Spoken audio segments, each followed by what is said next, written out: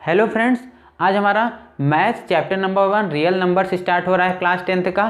ये चैप्टर बहुत ही इंटरेस्टिंग है, आप इसको ध्यान से पढ़ेंगे तो समझ में आएगा। तो इस चैप्टर में सबसे पहले क्या आएगा कि algorithm, Euclid division algorithm, Euclid's division algorithm.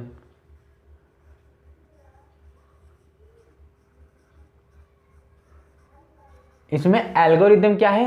Algorithm is a series of well defined steps for a procedure is known as algorithm. मतलब कोई भी प्रॉब्लम को आप सॉल्व कर रहे हैं, उसमें जो वेल डिफाइंड स्टेप्स होंगे उस प्रॉब्लम को सॉल्व करने के लिए, उसी को हम लोग क्या कहते हैं? एल्गोरिदम कहते हैं। अब डिवीज़न एल्गोरिदम कहने का मतलब है जब हम कोई भी नंबर, जैसे मान लेते हैं अगर हम यहाँ 5 से 17 में डिवाइड करते हैं, ठीक, तो सबसे पहला स्टेप क्या होगा कि इसको टेबल पढ़ेंगे, कितना टेबल की 17 से ज़्यादा ना हो, तो 5 3 जा 15। फिर हम सेकंड स्टेप क्या करेंगे, इसको माइनस करेंगे, क्या आएगा? 2 आएगा, ठीक है। तो ये क्या हो जाएगा, इसका प्रोसीजर हो जाएगा कि सबसे पहले हमने 3 टाइम्स टेबल पढ़ी, फिर आया, फिर उसको सब्ट्रैक्ट किया। तो ये well series of well defined steps is known as algorithm, ठीक, उसको क्या कहते हैं? एल्गोरिदम। अब नेक्स्ट आता है कि यूक्लिड डिवीज़न लेमा। लेमा क्या होता है? लेमा। अब नेक्स्ट आता है लेमा। लेमा क्या है कि लेमा जैसे कोई स्टेटमेंट पहले से प्रूफ हुई है और आपको दूसरी स्टेटमेंट प्रूफ करने के लिए डायरेक्ट इसकी हेल्प लेनी पड़े, उसी को हम लोग क्या कहते हैं? लेमा कहते हैं, ठीक है। मतलब lemma is a proven statement used for proving another statement. ये क्या हो जाएगा? लेमा हो जाएगा। अब हमारा नेक्स्ट क्या है? Euclid division lemma. लेमा क्या है? Given positive integers a and b there exist unique integers q and r satisfying a equals to bq plus r where as r is greater than or equal to 0 and less than b। तो मान लेते हैं एक division ले लेते हैं, 5 को 36 में डिवाइड कर रहे हैं, ठीक है, और 5 की टेबल पढ़ेंगे कितनी बार? 5 7 जा 35, फिर यहाँ माइनस करेंगे, क्या आएगा? 1 आएगा, ठीक है। ये जो 1 होता है ये क्या होता है? रिमाइंडर होता है, रिमाइंडर, रिमाइंडर। ये 7 क्या होता है? इसको कोसेंट कहते हैं, कोसेंट, ठीक।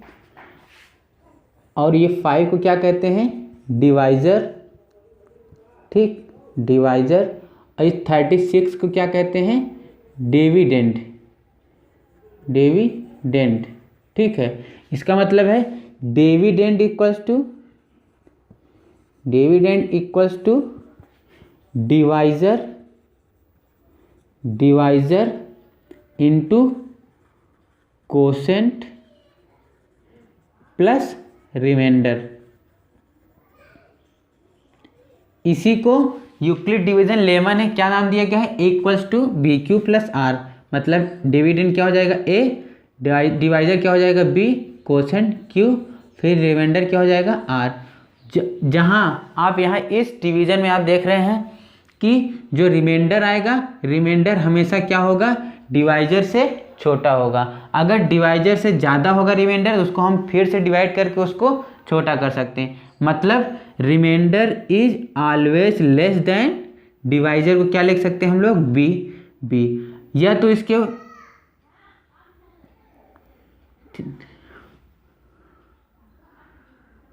ठीक है, तो बी होगा, बी से छोटा होगा।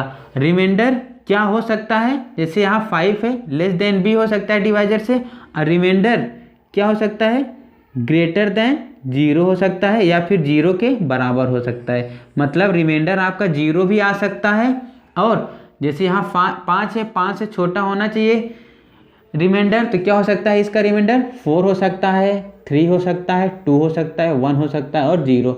मतलब कुल कितने रिमाइंडर हो सकते हैं इसके? 5 पॉसिबल रिमाइंडर्स हो सकते हैं। इसका मतलब है remainder is less than divisor, ठीक, डिवाइजर को आप बी भी लिख सकते हैं। और रिमाइंडर क्या हो सकता है? रिमाइंडर इज ग्रेटर देन 0 या फिर मतलब greater than or equals to 0 हो जाएगा। ये हो जाएगा Euclid division lemma. Euclid division algorithm किस लिए यूज होता है? क्यों? क्योंकि जब हमें दो या दो से ज़्यादा पॉजिटिव इंटीजर्स का HCF फाइंड करना हो तो हम क्या यूज करते हैं? Euclid division algorithm. जैसे मान लेते हैं HCF। HCF का फुल फॉर्म होता है हाईएस्ट कॉमन फैक्टर। ठीक है, HCF का फुल फॉर्म होता है हाईएस्ट कॉमन फैक्टर। अगर हम 6 और 24 ये दो नंबर है, इन दोनों नंबर का हमें HCF फाइंड करना है। तो अगर हम इस नंबर के फैक्टर करें, इसका क्या हो जाएगा? 1 भी है फैक्टर, 2 है, 3 है और 6 है, ये हो जाएगा। और 24 के फैक्टर से अगर हम फाइंड करें, 1 होगा, 2 होगा, 3 होगा, 4 होगा, 6 होगा, 8, 12 और 24, ये होगा इसके फैक्टर्स होगा। अब इन दोनों नंबर्स के बीच में जो हाईएस्ट क्या है? हाईएस्ट कॉमन फैक्टर क्या है? यहाँ पे क्या है? हाईएस्ट 6 है, यहाँ पे हाईएस्ट क्या है? 6 है। तो 6 क्या हो जाएगा? इसका HCF हो जाएगा। लेकिन जब हम यूक्लिड डिवीजन एल्गोरिथम की हेल्प से इसका HCF फाइंड करेंगे तो क्या होगा? आप सबसे पहला स्टेप क्या करेंगे? जो छोटा वाला नंबर हो उसको 24 में डिवाइड करेंगे, मतलब बड़े वाले नंबर में डिवाइड करेंगे। क्या हो जाएगा? 6 4 जा 24, इसका डायरेक्ट ही आ गया, इसका मतलब इसका HCF क्या हो जाएगा? 6 ही हो जाएगा। अगर हम फाइंड करें, दो नंबर हैं, मान लेते हैं 8 और 12। ठीक, तो ये दो नंबर के बीच में हमें यूक्लिड डिवीजन एल्गोरिथम की हेल्प से अगर HCF फाइंड करना हो तो क्या होगा? छोटे वाले नंबर्स को बड़े वाले नंबर्स में डिवाइड कर दें। 8 1 जा 8, माइनस करने पे क्या आ गया? 4। ठीक, मतलब फर्स्ट स्टेप आप अगर A = BQ + R के फॉर्म में लिखेंगे, क्या हो जाएगा? 12 = 8 × 1 + 4। ठीक, ये हो जाएगा। सेकेंड स्टेप में क्या हो जाएगा? ये सेकेंड स्टेप है। सेकेंड स्टेप में जो फर्स्ट स्टेप का डिवाइजर होता है,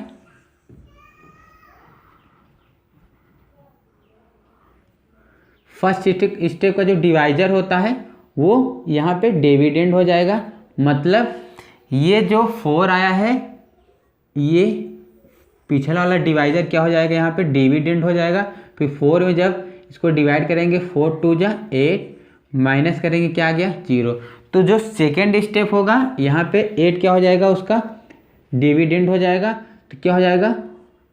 यहाँ 4 × 2 + 0। इसमें जो HCF होगा, जहाँ पे रिमाइंडर 0 आ गया उसके जस्ट पिछला वाला जो डिवाइजर होगा वही क्या हो जाएगा? HCF हो जाएगा। मतलब ये 4 क्या हो जाएगा? इसका HCF हो जाएगा। ठीक है, 4 क्या हो जाएगा? HCF हो जाएगा। अगर बड़ी नंबर्स दिया हूँ, जैसे 135 और 225 के बीच में हमें क्या फाइंड करना है? HCF फाइंड करना है। तो हम यूक्लिड डिवीजन एल्गोरिथम की हेल्प से किस तरीके से फाइंड करेंगे? जैसे यहाँ बड़ा नंबर क्या है? डिविडेंड क्या हो जाएगा? 215 = क्या हो जाएगा? 135। 2 टाइम्स नहीं होगा, आप साइड में इसको डिवाइड करके चेक भी कर सकते हैं। 135 225, 1 टाइम जाएगा तो 135 - 0 9। ठीक है, तो यहाँ क्या हो जाएगा? इंटू 1 प्लस रिमाइंडर क्या हो जाएगा? 90। फिर ये क्या हो जाएगा? इसका जो डिवाइजर है वो यहाँ क्या बन जाएगा? डिविडेंड बन जाएगा। मतलब ये जो डिवाइजर है यहाँ पे क्या हो जाएगा? डिविडेंड हो जाएगा।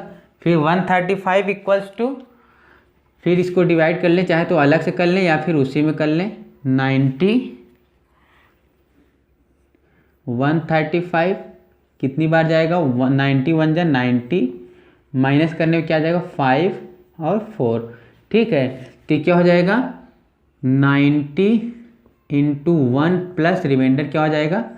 45 हो जाएगा। फिर आपको क्या करना है कि ये जो डिवाइजर है ये क्या हो जाएगा, यहाँ पे डिविडेंड हो जाएगा, मतलब 90 इक्वल्स टू क्या हो जाएगा, ये 45 को 90 में भाग दें, क्या हो जाएगा 45 2 जा 90, दैट इज रिमाइंडर क्या आ गया 0। तो 90 को क्या लिख सकते हैं 45 इंटू 2 प्लस 0। जैसे ही रिमाइंडर आपका 0 आ जाएगा उसका जो डिवाइज़र होगा वही क्या हो जाएगा उस नंबर का HCF हो जाएगा। ये क्या हो जाएगा 45 क्या हो जाएगा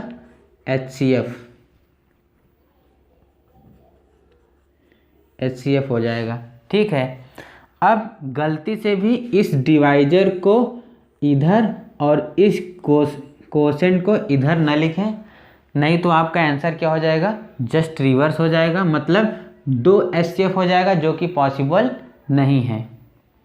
तो इस तरीके से हम लोग यूक्लिड डिवीजन एल्गोरिथम की हेल्प से HCF फाइंड कर सकते हैं। अब एग्जाम में किस तरीके क्वेश्चन आता है यूक्लिड डिवीजन लेमा पर, so that any positive odd integer is of the form 4q + 1 और 4q + 3 where q is some integer. मतलब यूक्लिड डिवीजन लेमा क्या था, a = bq + r where r is greater than और equals to 0 but less than its divisor, ये था condition. अब यहाँ पे क्या लिखा है कि वो नंबर 4q + 1 या फिर 4q + 3 के फॉर्म में होना चाहिए, odd integer, positive odd integer. इसका मतलब यहाँ पे 4 क्या है, इसका डिवाइजर पहले से ही दिया गया है, मतलब डिवाइजर यहाँ पे क्या हो जाएगा b क्या है 4, मतलब रिमाइंडर क्या हो जाएगा लेस देन 4 हो जाएगा। पॉसिबल रिमाइंडर्स क्या हो जाएंगे 1 2 और 3, 0 1 2 3, ये 4 पॉसिबल रिमाइंडर्स हो जाएंगे। इसका मतलब अगर हम यूक्लिड डिवीजन लेमा के फॉर्म में अगर इसको लिखें रिमाइंडर्स को अलग अलग करके तो क्या हो जाएगा a = 4q + 0, a = 4q + 1, a = 4q + 2, a = 4q + 3, ये चारों पॉसिबल कंडीशंस हो जाएंगी। लेकिन क्वेश्चन में हमें क्या दिया गया था कि so that any positive odd integers, यहाँ पे q is some integers, q is some integer, अगर q की जगह हम यहाँ पे 0 रख दें क्या हो जाएगा 0 आ जाएगा, a = 0। ठीक, ये ऑड नहीं आ रहा है। अगर q की जगह अगर हम यहाँ 1 रख देते हैं a क्या आ जाएगा 4 आ जाएगा, या फिर q की जगह अगर हम 2 रख देंगे क्या हो जाएगा a 8 हो जाएगा। ठीक है, इसका मतलब फर्स्ट कंडीशन में अगर आप कोई q की वैल्यू कोई कुछ भी रख रहे हैं, अगर फर्स्ट कंडीशन में q की वैल्यू आप कुछ भी रख रहे हैं तो उसका जो वैल्यू आ रही है वो ऑड नहीं आ रही, क्या आ रही है इवन आ रही है। ठीक, ये पूरा नंबर क्या आ रहा है इवन आ रहा है, चाहे ये 0 हो, चाहे 4 ले लें, चाहे 8 ले लें, सभी क्या है इवन नंबर्स आ रहा है। अब यहाँ पे रखें q अगर 0 रखेंगे a की वैल्यू क्या आएगी 1 आएगी, मतलब q = 0 पर a क्या आ रहा है 1 आ रहा है, q = 1 पर a की वैल्यू क्या आ रही है 5 आ रही, q = 2 पर a की वैल्यू क्या आ रही है 9 आ रही है। ठीक, मतलब इसमें q की वैल्यू कुछ भी रख रहे हैं तो इसकी जो वैल्यू आ रही है वो क्या आ रही है ऑड आ रही है।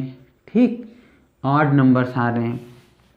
फिर उसी तरीके से तीसरी कंडीशन देखा जाए, यहाँ पे q की वैल्यू 0 रखने पे क्या आ रहा है a = 2 आ रहा है, q की वैल्यू 1 रखने पर क्या आ रहा है 6 आ रहा है, q की वैल्यू 2 रखने पर a कितना आ रहा है 10 आ रहा है। मतलब जितना भी वैल्यू आप बढ़ाते जाएंगे तो a की वैल्यू क्या आती जाएगी इवन नंबर्स आती जाएगी। लास्ट है 4q + 3, अगर यहाँ पे q = 0 रख रहे हैं तो a क्या आ रहा है 3 आ रहा है, q = अगर 1 रख रहे हैं a क्या आ रहा है 7 आ रहा है, q = 2 रखने पर a की वैल्यू क्या आ रही है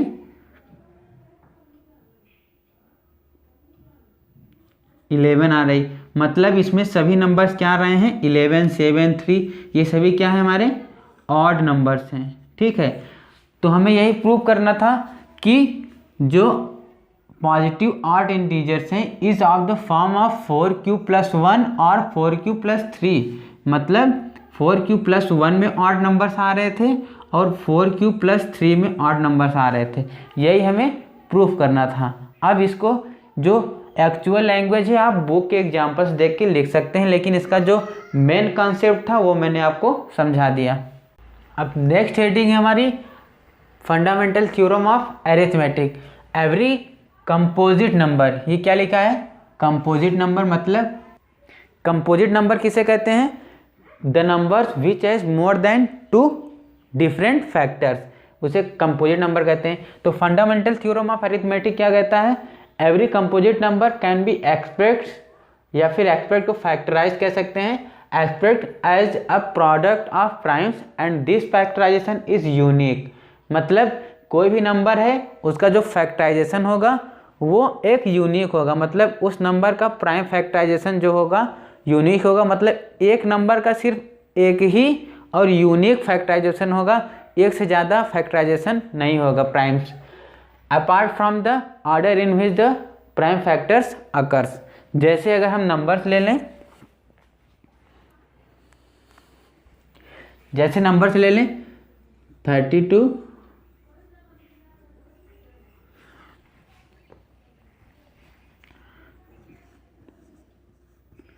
ये नंबर ले लें।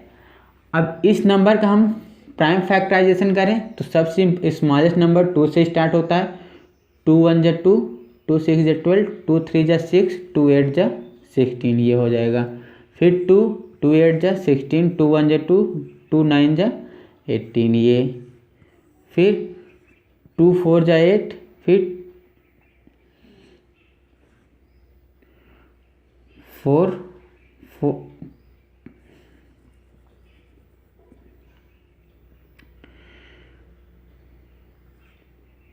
9 जा 18, फिर क्या हो जाएगा 2 5 जा, ये हो जाएगा।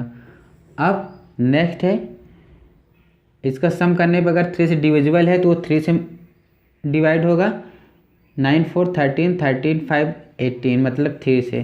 3 1 जा 3, 3 3 जा 9, 3 6 जा 18, 3 5 जा 15, ये क्या हो जाएगा। फिर 3 से जाएगा, 3 4 जा 12, 3 5 जा 15, 3 5 जा 15। अब 3 से नहीं जाएगा तो 5 से जाएगा, 5 9 जा 45 1, फिर 7 से जाएगा 13, फिर ये क्या हो जाएगा 13 से 1 जाएगा।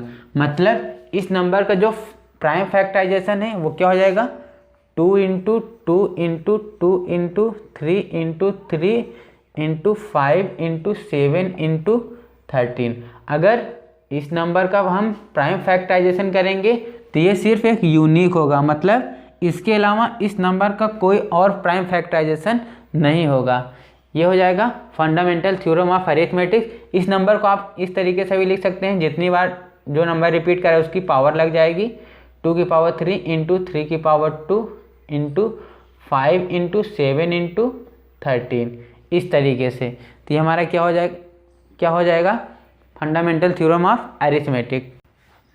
फंडामेंटल थ्योरम ऑफ अरिथमेटिक की हेल्प से अगर मान लेते हैं ये नंबर दिया गया है 6 और 20, ठीक, इन दोनों नंबर्स का हमें क्या फाइंड करना है, HCF, और सेकंड क्या फाइंड करना है, LCM। ठीक है, HCF का फुल फॉर्म होता है हाईएस्ट कॉमन फैक्टर, और LCM का फुल फॉर्म होता है लोवेस्ट कॉमन मल्टीपल। ठीक है, मल्टीपल। अब अगर 6 का फैक्टर करें हम लोग, 6 को प्राइम फैक्टराइजेशन करें, 2 3 जा 6, फिर 3 1 जा, तो 6 का जो फैक्टर्स हो जाएगा वो क्या हो जाएगा 2 × 3 हो जाएगा। उसी तरीके से अगर हम 20 का फैक्टर करें, 20 क्या हो जाएगा 2 10 जा, फिर 2 5 जा, फिर 5 से जाएगा, 5 1 जा, तो 20 का फैक्टराइजेशन क्या हो जाएगा, 2 इंटू 5। एचसीएफ फाइंड करने के लिए जो हाईएस्ट कॉमन फैक्टर हो, इन दोनों में हाईएस्ट कॉमन फैक्टर क्या है, 2 है, 2 ही इसमें हाईएस्ट भी है और कॉमन भी है, ठीक। तो एचसीएफ क्या हो जाएगा इसका, 2 हो जाएगा। और एलसीएम मतलब लोवेस्ट कॉमन मल्टीपल, ये एक पेयर हो जाएगा लोवेस्ट कॉमन मल्टीपल, इसको लिख लेंगे एलसीएम इक्वल्स टू 1 ही हो जाएगा। उसके बाद बचे जितने भी नंबर्स हैं, यहाँ पे क्या बचा, 3 बचा इंटू 3, फिर यहाँ क्या बचा 2, फिर क्या बचा यहाँ पे 5, तो क्या हो जाएगा 3 2 जा 6, 6 2 जा 12, 12 5 जा 60, तो इसका एलसीएम हो जाएगा 60 और एचसीएफ हो जाएगा 2। इस तरीके से हम लोग इसका एलसीएम और एचसीएफ फाइंड कर सकते हैं। अब इस फंडामेंटल थ्योरी ऑफ अरिथमेटिक में जैसे मान लेते हैं 2 पॉजिटिव इंटीजर्स हैं ए एंड बी, ठीक है, और इनका एलसीएम जो है, इनका जो एलसीएम निकलेगा, मान लेते हैं LCM of a and b into HCF of a and b equals to क्या होता है, प्रोडक्ट ऑफ दीज 2 नंबर्स, ठीक है। जैसे अगर ये जो 6 एंड 20 है, इसको अगर इस फॉर्मूले में हम सेटिस्फाई करें, दोनों नंबर्स क्या हैं, 6 इंटू 20 कितना आ रहा है, 120 आ रहा है। अब इसका जो एलसीएम क्या आया था, 60 आया था, एचसीएफ क्या आया था, 2 आया था, तो ये भी क्या हो जाएगा 120। तो ये भी एक इम्पॉर्टेंट फार्मूला है, मतलब कोई भी 2 पॉजिटिव इंटीजर्स का जो एलसीएम और एचसीएफ का प्रोडक्ट होगा, उन दोनों नंबर्स के प्रोडक्ट के बराबर होगा। अगर जहाँ पे ये दोनों नंबर दिया हो और एचसीएफ दिया है, तो इस फॉर्मूले से हम लोग एलसीएम फाइंड कर सकते हैं, या फिर एलसीएम दिया रहेगा, एचसीएफ हमें फाइंड करना रहेगा और दोनों नंबर दिए रहेंगे, इस तरीके से हम लोग इस फॉर्मूले से फाइंड कर सकते हैं। अब इस चैप्टर का जो सेकेंड पार्ट है वो नंबर्स का क्लासिफिकेशन के बारे में दिया गया है। क्लासिफिकेशन ऑफ नंबर्स के बारे में मैंने इससे पहले भी वीडियो बना के अपलोड कर दिया है, उसमें हमने डिटेल्स में सभी नंबर्स को बताया है और उसके एग्जांपल्स भी कराए हैं। उसमें चाहे डेसिमल हो, रिकरिंग डेसिमल हो, नॉन रिकरिंग हो, टर्मिनेटिंग डेसिमल हो, नॉन टर्मिनेटिंग डेसिमल हो, सभी के बारे में उसमें अच्छे से डिटेल में बताया गया है। उस वीडियो का लिंक जो है मैं डिस्क्रिप्शन में दे दूंगा, आप वहाँ से जाके उस क्लासिफिकेशन ऑफ नंबर्स का वीडियो देख सकते हैं। यहाँ पे मैं थोड़ा बहुत बता देता हूँ, बाकी डिटेल्स में उस वीडियो में आपको पूरा मिल जाएगा। तो नंबर्स को किस तरीके से क्लासीफाई किया गया था, ये नंबर है, ठीक। नंबर को इस तरीके से क्लासीफाई गया था। फर्स्ट क्या है, रियल नंबर में क्लासीफाई किया गया था। सेकंड क्या किया गया था, इमेजिनरी नंबर्स में, ठीक है।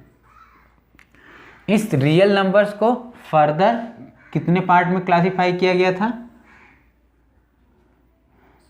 3 पार्ट्स में, ठीक।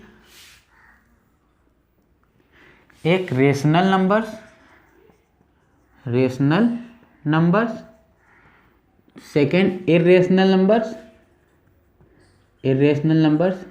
नंबर को टी से डिनोट करते हैं और रेशनल नंबर को क्यू से करते हैं, रियल नंबर्स को जेड से करते हैं। और एक इंटीजर और दूसरा क्या है, इंटीजर को आई से, और डेसिमल, ठीक है, डेसिमल।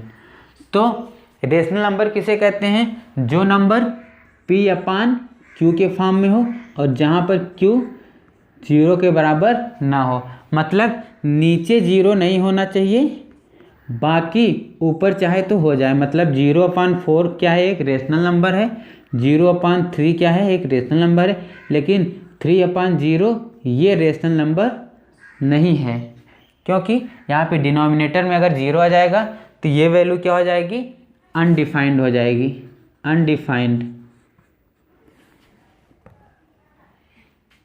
अनडिफाइंड हो जाएगी। ठीक है। और इरेशनल नंबर किसे कहते हैं? जो नंबर P/Q के फॉर्म में ना हो, ठीक, P/Q के फॉर्म में ना हो उसे हम क्या कहते हैं? इरेशनल नंबर कहते हैं। जैसे √3, √2, ये सब पाई, ई, ये सभी क्या है? इरेशनल नंबर हैं। रेशनल नंबर की एग्जांपल्स क्या हैं? 2, 3/5, 1, ये सभी क्या हैं? √4, ये सब क्या है? √4 को हम सिंप्लीफाई करेंगे तो 2 ही आएगा, तो ये सभी क्या हो जाएंगे? रेशनल नंबर हो जाएंगे। इंटीजर को 4 पार्ट में क्लासीफाई किया गया था। फर्स्ट क्या था? Positive integer. सेकंड क्या था? निगेटिव इंटीजर, ठीक। थर्ड क्या था? Zero integer. और फोर्थ क्या था? नॉन नेगेटिव इंटीजर्स, ठीक। पॉजिटिव इंटीजर्स में जो भी रियल लाइंस में पॉजिटिव नंबर्स थे, मतलब +1, +2, +3 ऐसे करके जितने भी नंबर्स थे वो सभी क्या थे?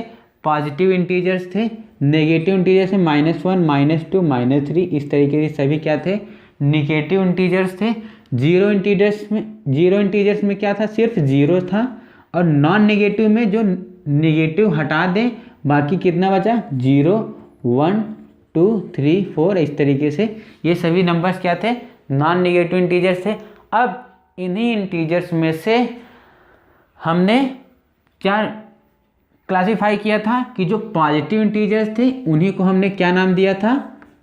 नेचुरल नंबर्स कहा था। ये सभी क्या थे? नेचुरल नंबर्स थे। और जो नॉन नेगेटिव इंटीजर्स था इन्हें हमने क्या नाम दिया था? होल नंबर नाम दिया गया था, जो कि 0 से स्टार्ट हो रहा है, फिर 0 से काउंटिंग हो रही है, और पॉजिटिव इंटीजर्स 1 से स्टार्ट हो रहा है। ये हो जाएगा इंटीजर्स का क्लासिफिकेशन। अब डेसिमल का क्लासिफिकेशन हम यहाँ कर दे रहे हैं। डेसिमल भी आपके सिलेबस में इम्पॉर्टेंट है। ये 3 पार्ट में फर्दर क्लासीफाई है, ठीक है। फर्स्ट क्या है? Terminating decimal.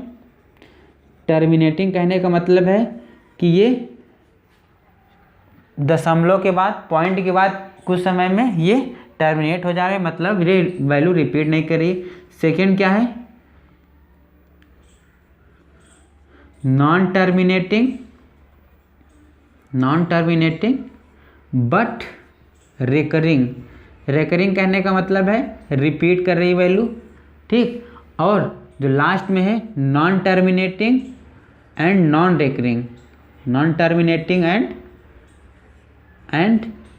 रिकरिंग डेसिमल, ठीक है। ये क्या हो जाएगा? Non terminating and non recurring decimal हो जाएगा। टर्मिनेटिंग कहने का मतलब है कि जैसे 6.25 ये वैल्यू पॉइंट के 2 अंक के बाद क्या कर रही value?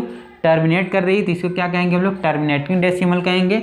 Non terminating value but recurring कहने का मतलब है 6.3333, ये टर्मिनेट भी नहीं हो रही है और यही वैल्यू क्या कर रही है? बार बार रिपीट कर रही है। इसको इस तरीके से भी लिख सकते हैं 6.3 बार, तो इसको क्या कह सकते हैं हम लोग? Non terminating and but recurring decimal कहेंगे। फिर लास्ट है क्या? इसमें ना तो वैल्यू टर्मिनेट कर रही है और ना ही सेम वैल्यू रिपीट कर रही है। उसमें आप क्या हो जाएगा? 3.423669 इस तरीके से वैल्यू जो होगी वो ना ही रिपीट करेगी और ना ही टर्मिनेट करेगी। अब टर्मिनेटिंग डेसिमल कब आता है?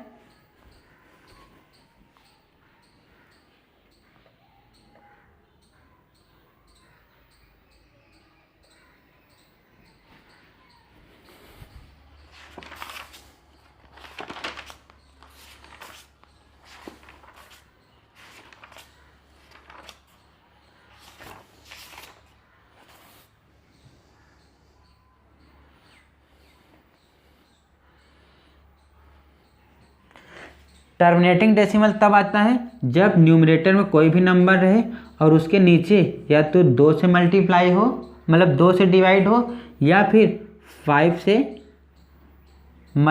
डिवाइड हो।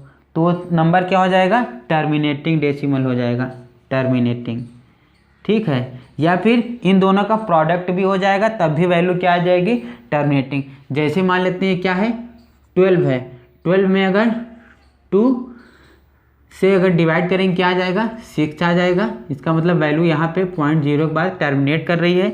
या फिर 12 के नीचे क्या आ जाएगा, 5 आ जाएगा, तब भी वैल्यू क्या हो जाएगी, 5 2 जा 10, 5 4, मतलब पॉइंट के एक अंक के बाद क्या करी वैल्यू, टर्मिनेट कर रही। या फिर 12 के नीचे 2 × 5, इन दोनों का प्रोडक्ट भी आ जाएगा, तो 12/10 दैट इज 1.2, पॉइंट के एक नंबर बाद वैल्यू क्या कर रही है, टर्मिनेट कर रही है। मतलब टर्मिनेटिंग होने के लिए किसी भी नंबर को या तो 2 से डिवाइड होना ज़रूरी है, या फिर 5 से, या फिर इन 2 और 5 के मल्टीपल से इसको डिवाइड करना है। Non terminating decimal but recurring कब आएगा, जब कोई भी नंबर वो या तो 3 से डिवाइड हो, या फिर 7 से डिवाइड हो, या फिर इन दोनों के प्रोडक्ट से डिवाइड हो, तो वो नंबर क्या आ जाएगा, non terminating but recurring decimal आ जाएगा, ठीक है, NTBR। अब जो टॉपिक है, जो एग्जाम्पल्स है, वो एग्जाम्स में 90% से ज़्यादा चांसेस रहते हैं आने के लिए। मतलब कि कोई भी रेशनल नंबर दिया है, उसको क्या करना है, प्रूव करना है। तो क्या दिया है, prove that √2 is an irrational number. जब हमें इसको इरेशनल नंबर प्रूव करना है, तो हम इसको क्या मान सकते हैं, रेशनल नंबर मान सकते हैं। Let us assume that √2 is a rational number, ठीक, rational number, that is √2 = P/Q, ठीक। ये क्या हो जाएगा, इसको जब हम स्क्वायरिंग करेंगे तो 2 = P² / Q² आ जाएगा। P² = 2Q²।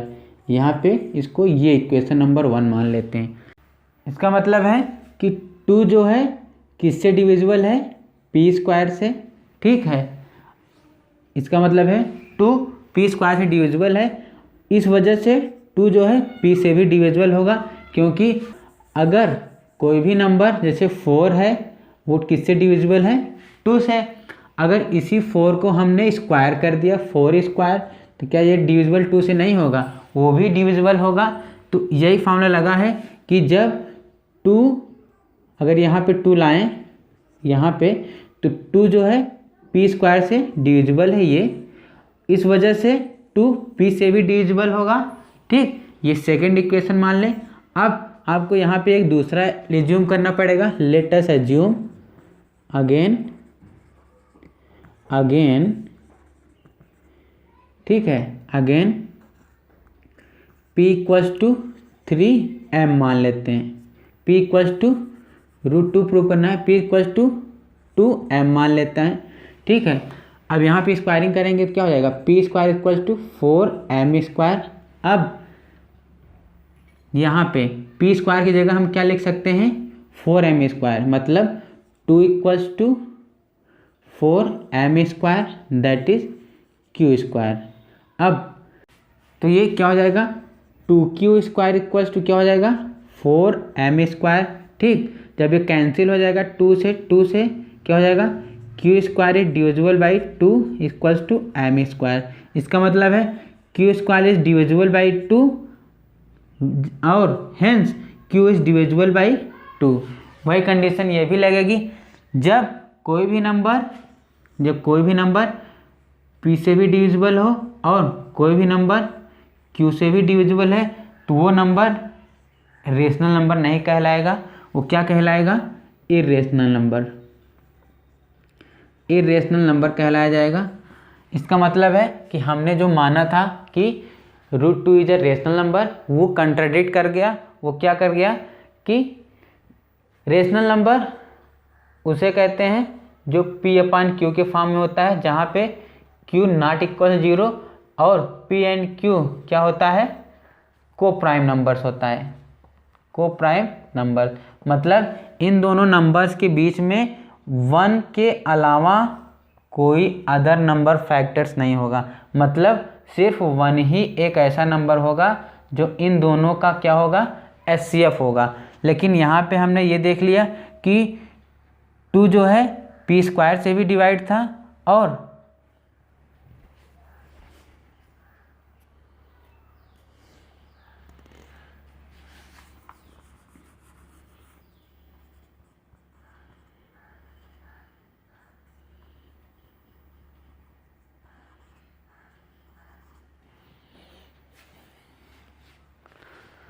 ठीक, तो क्या हो जाएगा, ये Q स्क्वायर से भी डिवाइड है और P स्क्वायर से भी डिवाइड है। मतलब 2 जो है P से भी डिवाइड हो रहा है और 2 जो है Q से भी डिवाइड हो रहा है। मतलब जब दो नंबर से कोई एक संख्या डिवाइड हो रही है तो वो फिर को प्राइम नंबर्स नहीं कहलाया जाएगा। इस वजह से ये नंबर्स क्या हैं, इरेशनल नंबर्स हैं।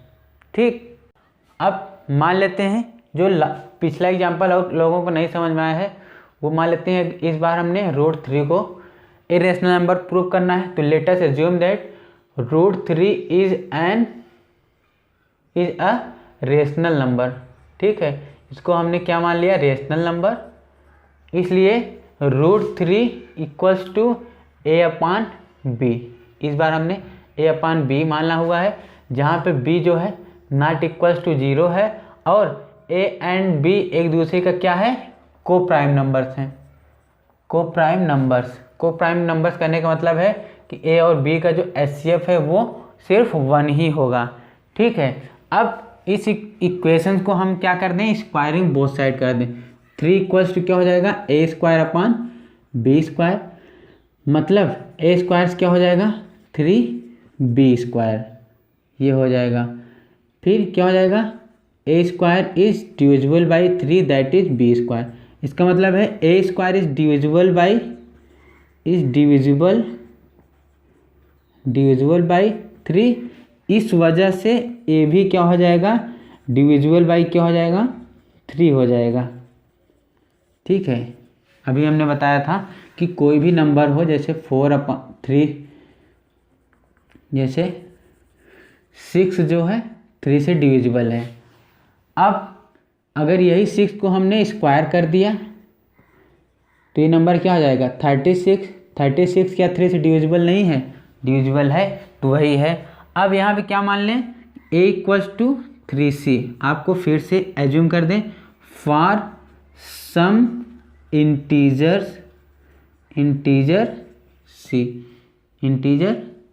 c। ठीक है, तो जब यहाँ पे स्क्वायरिंग करेंगे a² = 9c²। a² की जगह हम क्या लिख सकते हैं, यहाँ पे a² की जगह क्या लिख सकते हैं, 9c² = 3b²। इसका मतलब है कि 3c² = b²। अब c² = b²/3। ये देखो फिर से क्या हो जाएगा कि b² is divisible by 3, divisible by 3, इसलिए b भी क्या हो जाएगा, डिविजिबल बाई 3, b भी डिविजिबल। इस वजह से ये हमारा जो कंट्राडिक्शन था वो सिर्फ इन दोनों के बीच में HCF 1 आना चाहिए, लेकिन ये HCF 1 की जगह क्या आ रहा है, 3 भी आ रहा है। वो HCF से ज़्यादा फैक्टर्स हो रहा है। इसका मतलब है कि √3 क्या हो जाएगा, एक irrational number, is an irrational number. ठीक है, इरेशनल नंबर।